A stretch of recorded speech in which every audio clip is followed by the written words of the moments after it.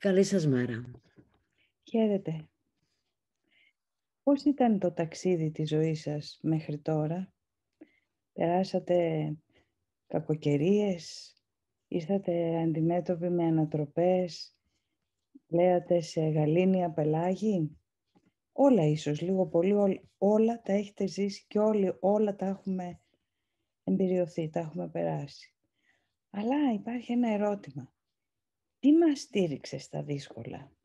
Τι ήταν αυτό που μολονότι το πλοίο της ζωής μας ήρθε κάποιες φορές αντιμέτωπο με καταιγίδες, με ανατροπές, νιώθαμε σαν ακυβέρνητο πλοίο μερικές φορές ίσως, να πλέουμε χωρίς να ξέρουμε πού να βρούμε ένα λιμάνι. Δεν το έχουμε ζήσει όλοι? Ψάχνοντας στη μέση μιας καταιγίδας να βρούμε πού να στηριχτούμε, πού να σταθούμε, πού να δούμε ένα φως να μας στηρίξει. Το σημερινό μάθημα λοιπόν μας αποκαλύπτει αυτό που κατά βάθος μας στήριζε, είτε είχαμε επίγνωση είτε δεν είχαμε. Καλώς ορίσατε στο μάθημα 120. Αναπαύομαι στο Θεό. Η επανάληψη από το μάθημα 109. Η επανάληψη από το μάθημα 110 είμαι όπως με δημιούργησε ο Θεός. Είναι δύο θέσεις λοιπόν. Η μία μας λέει ότι επειδή είμαι όπως με δημιούργησε ο Θεός, πνεύμα αθάνατο, ακέραιο, γαλήνιο, ενωμένο με το δημιουργό μου, ακριβώς όπως με δημιούργησε, ακριβώς γι' αυτό αναπαύομαι στο Θεό. Τίποτα δεν μπορεί να με ταράξει. Βεβαίως το άλλο μέρος του νου, που θεωρούμε ότι είναι και το πιο αληθινό, γιατί με αυτό έχουμε ταυτιστεί, δεν έχει καθόλου αυτή την εμπειρία. Όταν λοιπόν βρισκόμαστε αντιμέτωποι με ανατροπές της ζωής, αναρωτιόμαστε πού μπορώ να βρω ανακούφιση και στήριξη όταν έρχονται αυτά τα κύματα, όταν έρχεται αυτό το τσουνάμι ώρες-ώρες και παρασύρει μαζί του τις σχέσεις μου, την ζωή μου, τα οικονομικά μου, την υγεία μου, το επάγγελμά μου. Το μάθημα όμως το σημερινό μας θυμίζει κάτι από αυτό που έχουμε ήδη ξαναδεί στο 109. Αναπαύομαι στο Θεό. Εντελώς ατρόμητη αυτή η σκέψη θα σε μεταφέρει μέσα από καταιγίδες και συγκρούσεις, πέρα από τη δυστυχία και τον πόνο, πέρα από την απώλεια και το θάνατο και προς τη βεβαιότητα του Θεού. Δεν υπάρχει βάσανο που δεν μπορεί να θεραπεύσει. Δεν υπάρχει πρόβλημα που δεν μπορεί να λύσει. Και κανένα φαινόμενο δεν μπορεί παρά να μετατραπεί στην αλήθεια μπροστά στα μάτια αυτού που αναπαύεται στο Θεό. Αναπαύεσαι σήμερα και καθώς κλείνεις τα μάτια σου, βυθίσου στη γαλήνη. Άφησε το νου σου να μείνει ακίνητος και αποδέξου με ευγνωμοσύνη τη θεραπεία του. Άλλα τρομακτικά όνειρα δεν θα έρθουν πια, τώρα που αναπαύεσαι στο Θεό. Αφιέρωσε χρόνο σήμερα να αποσυρθείς από τα όνειρα και να εισέλθεις στην ειρήνη. Και καθώς θα το κάνουμε, δεν το κάνουμε μόνο για μας. Ακριβώς. Αναπαύεσαι μέσα στην ειρήνη του Θεού σήμερα. Και από την ανάπαυσή σου προσκαλείς τους αδελφούς σου για να τους προσελκύσεις στη δική τους ανάπαυση μαζί με σένα. Θα είσαι πιστός στην αποστολή σου σήμερα. Δεν θα ξεχάσεις κανέναν και θα τους φέρεις όλους στον απέραντο κύκλο της ειρήνης σου, στον Ιερό Ναό όπου αναπαύεσαι. Άνοιξε τις πόρτες του ναού και άσε τους να έρθουν από τα πέρατα του κόσμου και από κοντά επίσης, τους μακρινούς σου αδερφούς και τους πιο στενούς σου φίλους. Κάλεσέ τους όλους να εισέλθουν εδώ και να αναπαυτούν μαζί σου. Υπάρχει ένα υπερκόσμιο φως που βλέπετε με τα μάτια του πνεύματος. Εκεί είσαι και είσαι όπως σε δημιούργησε ο Θεός. Πέρα από το ζωφερό κόσμο που βλέπεις και πιστεύεις, υπάρχει ένας άλλος, αληθινός. Δεν εννοεί μόνο το ζωφερό κόσμο, δεν εννοεί τον έξω κόσμο, τον οποίο εμείς φτιάξαμε βεβαίως. Γιατί αυτός ο κόσμος είναι μια προβολή, μια εικόνα μιας εσωτερικής κατάστασης. Αυτό που είναι ο ζωφερός κόσμος, το χειρότερο από όλα, ο πιο ζωφερός κόσμος και η κόλασή μας, είναι ότι δεν ξέρουμε ποιοι είμαστε. Το έχουμε ξεχάσει και έχουμε μικρύνει τόσο πολύ τον εαυτό μας. Τον έχουμε ταλαιπωρήσει τόσο πολύ, κακοποιήσει, μαλώσει τόσες φορές, ενώ η αλήθεια δεν είναι αυτή που νομίζουμε. Προσπαθούμε μέσα από τους ρόλους μας να φτιάξουμε έναν εαυτό. Προσπαθούμε στις σχέσεις μας να αγαπήσουμε ή να αγαπηθούμε. Μέσα από έναν εαυτό, ένα είδωλο που έχουμε φτιάξει για τον εαυτό μας και οι άλλοι επίσης. Επικοινωνούμε μέσα από αυτά τα είδωλα. Και αυτή είναι η κόλαση του Υιού του Θεού που έχει ξεχάσει ποιος είναι. Γι' αυτό η άσκηση αυτή είναι μεγαλειώδης. Είμαι όπως με δημιούργησε ο Θεός. Πόσες φορές άλλαγε χρειάζεται να το πούμε, να το ξαναπούμε, να το αμφισβητήσουμε και όμως να το ξαναπούμε μέχρι που να αρχίσουμε να έχουμε κάποιες νήξεις, όπως μας έλεγε στο χθεσινό μάθημα, κάποιες νήξεις ότι μπορεί να είναι και αλήθεια. Και όταν θα το δεχτούμε πλέον ολοκληρωτικά, τότε το πνεύμα μέσα μας θα μας δείξει πραγματικά τον αληθινό εαυτό μας. Και θα μας ελκύσει έτσι όπως εμείς ελκύουμε σε αυτή τη φράση που διαβάσαμε πριν τους αδερφούς και τους πιο μακρινούς μας φίλους. Ζούμε δηλαδή, μας λέει, σε ένα ναό μέσα και δεν το αναγνωρίζουμε. Και είναι ένας ναός που, όπως μας έλεγε και το χθεσινό μάθημα, νιώθουμε ότι αγαπιόμαστε, ότι δεν μας απειλεί τίποτα. Εκεί νιώθουμε πραγματικά αγαπημένοι, πραγματικά ότι αξίζουμε. Άρα και να είμαστε μέσα σε ένα σώμα, αυτό μπορούμε να το βιώνουμε. Το βιώνουμε κάποιες στιγμές, Μαρία μου, δεν είναι έτσι? Ναι, Έρχονται κάποιες στιγμές που νιώθουμε αυτή την ασφάλεια και μια αίσθηση μακαριότητας, θα έλεγα. Είσαι όπως σε δημιούργησε ο Θεός. Αν είσαι όπως ο Θεός σε δημιούργησε, τότε ο νους σου δεν έχει αποχωριστεί από το δικό του νου, ούτε και από άλλους νόες. Και μόνο ενότητα υπάρχει μέσα στο νου σου. Είμαι τον εαυτόν σου σήμερα. Ας μην λατρεύεις σήμερα τα είδωλα που έπλασες για τον Υιό του Θεού. Βαθιά στο νου σου, ο Άγιος Χριστός μέσα σου περιμένει να τον αναγνωρίσεις ως τον εαυτόν σου. Και όσο αυτός παραμένει άγνωστος και μη αποδεκτός, εσύ έχεις χαθεί και δεν γνωρίζεις τον εαυτόν σου.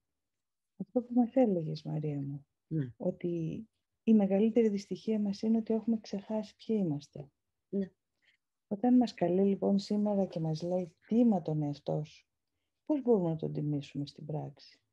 Με το να σκεφτόμαστε διαφορετικά.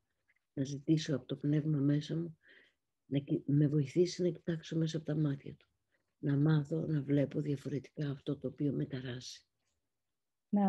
Να συνδεθώ λοιπόν με τον ορθό νου μέσα μου, με το πνεύμα μέσα μου, για να θυμηθώ τον αληθινό εαυτό μου και στην πρόκληση που θα έρχεται μέσα στον κόσμο των μορφών. Αντί να αντιδράσω επιθετικά, να θυμηθώ την αγαθότητά μου, την καλοσύνη μέσα μου και από αυτό το επίπεδο να αντιδράσω. Εκείνη τη στιγμή τιμώ αληθινά αυτό που αληθινά είμαι. Ακόμα και αν λειτουργώ μέσα από τους ρόλους, δεν πειράζει καθόλου. Φυσικά θα λειτουργήσουμε μέσα από ρόλους μέχρι να φτάσουμε σε αυτό το σημείο. Αλλά οι ρόλοι πια δεν μας έλκουν τόσο πολύ. Ξέρουμε ότι δεν είναι αυτή η αληθινή μας αξία. Χρησιμοποιούμε λοιπόν και τους ρόλους για να πάμε προς την αλήθεια. Να δούμε λοιπόν πώς μας προτείνει τελικά το σημερινό μάθημα να βάλουμε μια πρακτική εφαρμογή σε όλα αυτά.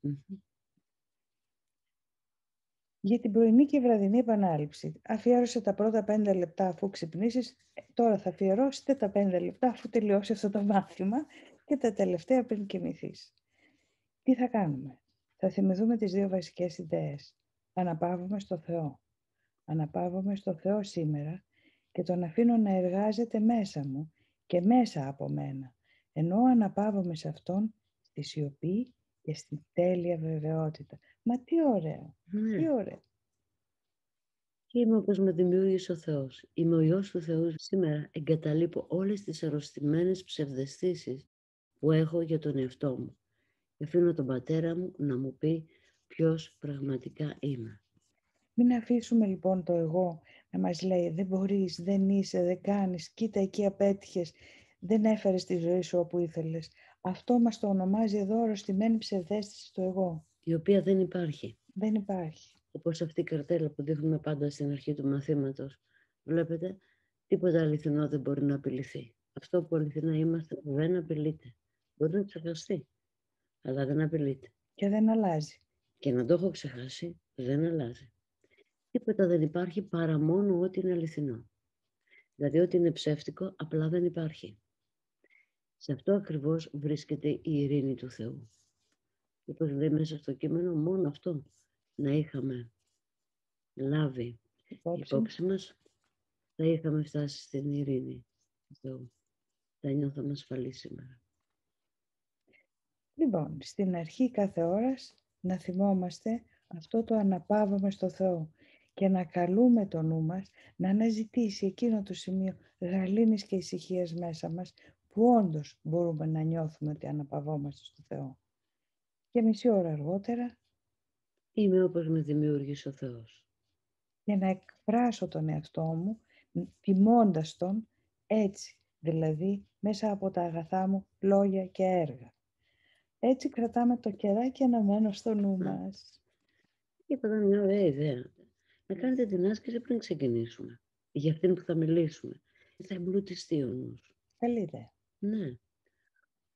Οπότε το πρωί θα έχουν κάνει την άσκηση. Θα έχουμε κάνει όλη την άσκηση το πρωί. Με το που ξυπνάμε. Να δούμε και μία ερώτηση. Ναι, έχουμε και που μία μας έχει ερώτηση. μείνει από την Ανθή, νομίζω. Έχουμε και άλλες της Ανθής, αλλά τις απαντούμε σιγά σιγά. Ναι. Λοιπόν, η ερώτηση μας λέει: μπορούμε να θεωρήσουμε ότι συνεχίζουμε να σαρκωνόμαστε στη γη για να ολοκληρώσουμε τον εαυτό μας, ώστε να λειτουργούμε με τον ορθό νου και να μοιραστούμε την αποστολή μας με τον Πατέρα ως δημιουργή, δηλαδή τη θεραπεία σωτηρία μας? Ανθή, δεν ενσαρκωνόμαστε για να εξελιχθούμε. Είμαστε ήδη εξελιγμένοι. Είμαστε τέλει, καν εξελιγμένοι. Ακριβώς. Η άποψη ότι εδώ είναι ένα σχολείο που μας βοηθάει να εξελιχθούμε, να τελειοποιηθούμε, δεν ισχύει για τα μαθήματα θαυμάτων. Τα μαθήματα θαυμάτων μας βλέπουν όπως είμαστε, όπως μας δημιούργησε ο Θεός. Αν ισχύει... Μπορεί όμως να είναι ένα σχολείο ενθύμησης. Ναι, θα το πούμε αυτό. Αλλά αν ισχύει ότι είμαστε όπως μας δημιούργησε ο Θεός, είμαστε τέλειοι. Ή μας έχει συμβεί, το έχουμε ξεχάσει. Και ναι, έτσι είναι ένα σχολείο ενθύμησης, όχι τελειοποίησης. Όπως το είπες, Μαρία μου, λοιπόν. Ναι. Μπορούμε να θυμηθούμε. Ως προς αυτό. Και ως προς το... Εφόσον λοιπόν τα πράγματα είναι όπως μας τα είπε η Ιουλία μου, συνεπώς δεν έχει νόημα το να ολοκληρώσουμε έναν εαυτό που είναι ήδη ολόκληρος και να λειτουργούμε με τον ορθό νου, διότι ο ολόκληρος έχει ένα νου, ο οποίος είναι τέλειος. Έχει νόημα όμως να ξυπνήσουμε και να ασχοληθούμε με τον ορθό νου. Ναι. Και δεν έχουμε να μοιραστούμε την αποστολή με τον Πατέρα μας ως δημιουργή. Δεν υπάρχει αποστολή στον Πατέρα και στον Υιό. Δημιουργούν. Αλλά αυτή η έννοια της δημιουργίας σε εκείνο το επίπεδο δεν μας γίνεται κατανοητή. Γιατί για εκείνο το επίπεδο δημιουργία και επικοινωνία είναι ακριβώς το ίδιο πράγμα. Είναι λίγο δύσκολο να το συλλάβουμε εμείς από εδώ. Αλλά αυτό είναι εκεί. Εκεί που το εκεί είναι εδώ τώρα βέβαια, απλά δεν το βιώνουμε. Και όπως λέει να μοιραστούμε την αποστολή με τον Πατέρα Δημιουργό, δηλαδή τη θεραπεία σωτηρία μας. Ποτέ δεν θα το μοιραζόμαστε αυτό με τον Θεό, γιατί είμαστε ήδη θεραπευμένοι, ήδη σωσμένοι. Απλώς χρειάζεται να το θυμηθούμε. Είναι σαν να ξυπνάμε από ένα όνειρο. Ναι. Έτσι λοιπόν στην ερώτησή σου γιατί ενσαρκωνόμαστε γιατί έχουμε ξεχαστεί. Και αυτό που μπορούμε να κάνουμε είναι να θυμηθούμε ποιοι είμαστε. Ναι. Ενσαρκωνόμαστε σε αυτό που έχεις ξαναπεί, Ιουλία μου, κάποτε σε μία επανάληψη σαν υπνοτισμένοι. Υπνοβατώντας ενσαρκωνόμαστε. Και κάθε ενσάρκωση δεν είναι παρά ένα όνειρο. Έχει και άλλες ερωτήσεις για την ενσάρκωση. Θα τις απαντήσουμε αύριο. Τι ωραία. Και μια εκδήλωση του εκεί είναι αυτό το εμείς, αυτό το μαζί, ναι. Το καθημερινό, που μαζί βρισκόμαστε με ένα κοινό στόχο.